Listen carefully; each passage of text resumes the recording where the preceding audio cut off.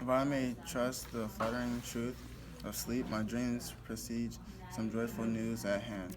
My bosom's Lord sits lightly in his throne, and all this day an unaccustomed spirit lifts me above the ground with cheerful thoughts. I dreamt my lady came and found me dead. Strange dream that gives a dead man leave to think, and breathe such life with kisses in my lips, that I received and was an emperor. Ah me, how sweet is love itself possessed, when but love's shadows are so rich in joy. News from Verona, how now, O Blasazar, dost thou not bring me letters from the fairy? How doth my lady? Is my father well? How far fares my Juliet? That I asked again, for nothing can be ill if she be well. Then she is well, and nothing is wrong. Her body sleeps in the capitalist tomb, and her an immortal soul lives with the angels in heaven. I saw her buried in her family's tomb, and then I came to tell her the news. Oh, pardon me for bringing these bad news, but you told me it was my job, sir.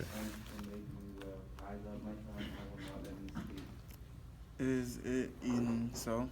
Then I deftly use stars. Thou knowest my lodging.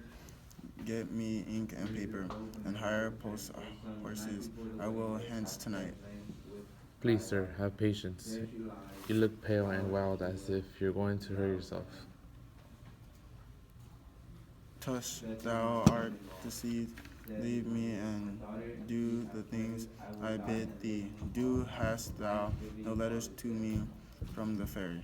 No, my good lord. No matter, get thee gone, and hire those horses. I'll be with thee straight. Well, Julia, I will lie with thee tonight. Let's see for means. O mischief, thou art swift to enter in the thoughts of desperate man.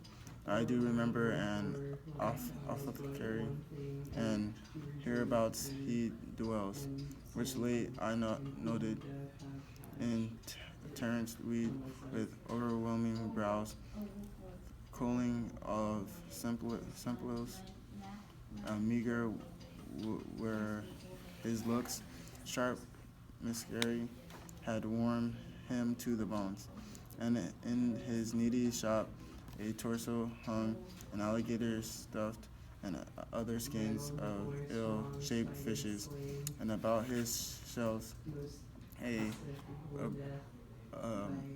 beggarly account of empty boxes, green earthen pots, platters, and musty seeds, remnants of feathered and old cakes of roses, were thinly scattered to make up a show. Nothing this buried to myself said, and if a man did need a poison now, whose cell is present death in Mantua, here lives a captive wretch would sell it him. Oh, this same thought did but form my need, and this same needy man must sell it me. As I remember, this should be the house. Being holiday, the beggar's shop is shut. What, oh, Patrick Carey. Who's calling so loud? Come hither, man. I see that thou art poor.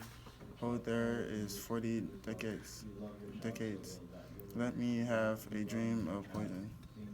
Such soon spending gear. Give me that torch, boy. Hence and stand aloof. Yet pull it out, for I will not be seen. Under yon yew tree lay thee all along, holding thy ear close to the hollow ground. So shall no foot upon the churchyard tread, being loose unfrom with digging up of grave, but thou shalt hear it. Whistle then to me, as signal that thou hearest something approach. Give me those flowers. Do as I bid thee. Go. I am almost afraid to stand alone here in the churchyard, yet I will adventure. Sweet flower, wet flower, the bridal bed I stew.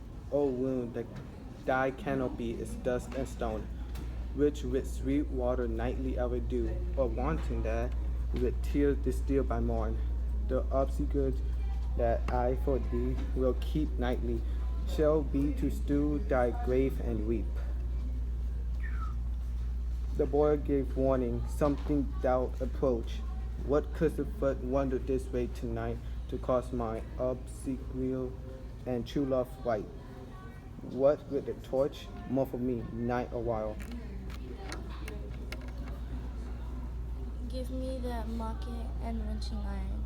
Hold, take this letter early in the morning. See thou to deliver it to my father and Lord. Give me the light. Upon thy life I charge thee. Whatever thou hearest or seest, stand all alone. And do not interrupt me in my course, while I descend to this bed of death is partly to behold my lady's face, but chiefly to take thence from her dead finger a precious ring, a ring that I must use in dear employment. Therefore hence be gone. But if thou jealous dost return to pray, in what our Father shall intend to do, by heaven I will tear thee joint by joint, and stew this hungry churchyard with thy limbs. In the time and my intents are savage, wild, more fierce and more inexorable far than empty tigers or the roaring sea. I will be gone, sir, and not trouble you. So shalt thou show me friendship. Take thou that, live and be prosperous, and farewell, good fellow. For all the same, I hide my hair about. His looks I fear, and his attentions I doubt. Thou dissipable now, thou womb of death, gorged with the dearest morsel of the earth.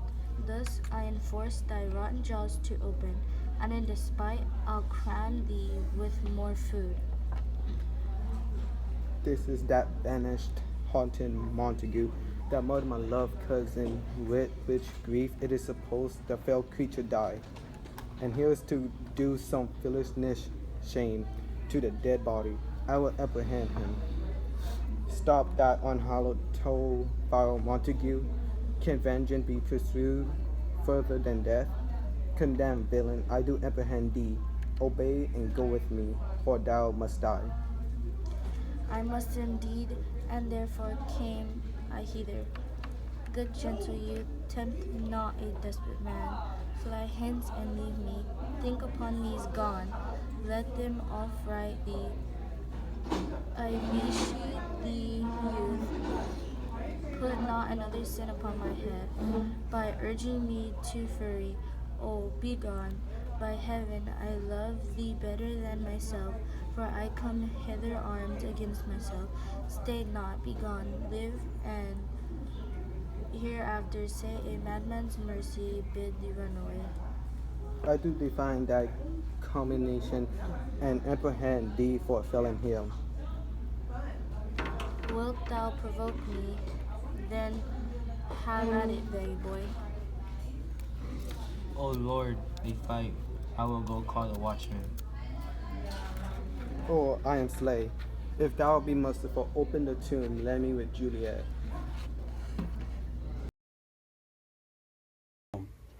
Already? You ready, Con? Yeah, hurry up. When shall this speech be spoken for our excuse, or shall we on without apology? The day is out such prolixity.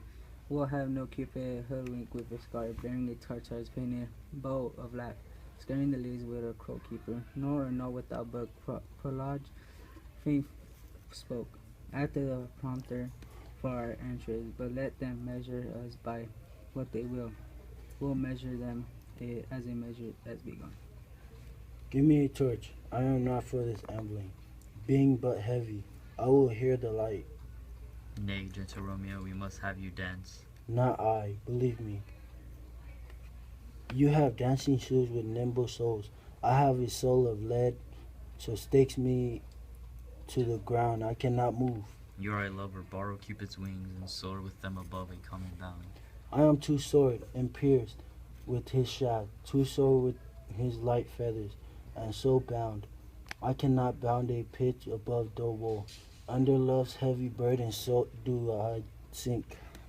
And to sink in it, should you burthen love, too great oppression for a tender thing. Is love a tender thing? Is it too rough, too rude, too boisterous? And it pricks like a thorn. If love be rough with you, be rough with love. Prick love for pricking, and you beat love down. Give me a case to put my visage in, a visor for a visor. What care I, what curious eye doth coat deformities? Here are the beetle brows shall blush for me. Come knock and enter, and no sinner is in, but every man betake him to his lakes.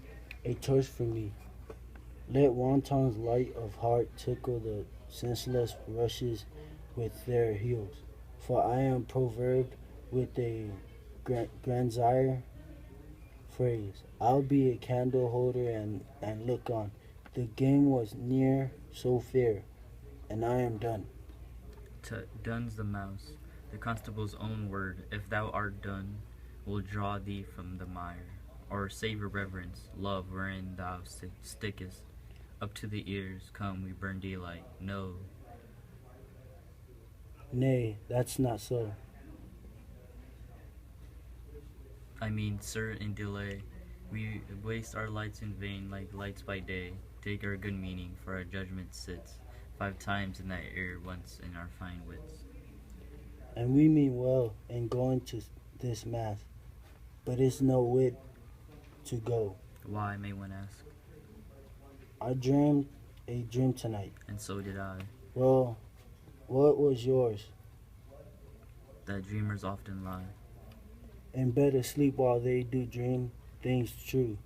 Oh, then I see Queen Mab hath been with you. Queen Mab? What's she? She is the fairy's midwife, and she comes in shape no bigger than an agate stone on the forefinger of an alderman, drawn with a team of little atomy over men's noses as they lie asleep. Her wagon spokes made of long spinner's legs, the cover of the wings of grasshoppers, her traces of the smallest spider's webs, her collars of the moonshine's watery beams, her whip of cricket's bone, the lash of film, her wagoner a small gray-coated gnat, not half so big as a round little worm, pricked from the lazy finger of a maid. Her chariot is an empty hazelnut, made by the joiner squirrel of old grub. Time out of mind the fairies coachmakers, and in this state she gallops night by night, through lovers' brains, and then they dream of love, on courters' knees, that dream on courtesies straight, o'er lawyers' fingers, who straight dream on fees, o'er ladies' lips, who straight on kisses dream, which oft the angry mad with blisters plagues, because their breaths with sweetmeats tainted are. Sometimes she gallops over courtier's nose, and then dreams he of smelling out a suit. And sometimes she comes with a tithe pig tail, tickling a parson's nose as he lies asleep. Then he dreams of another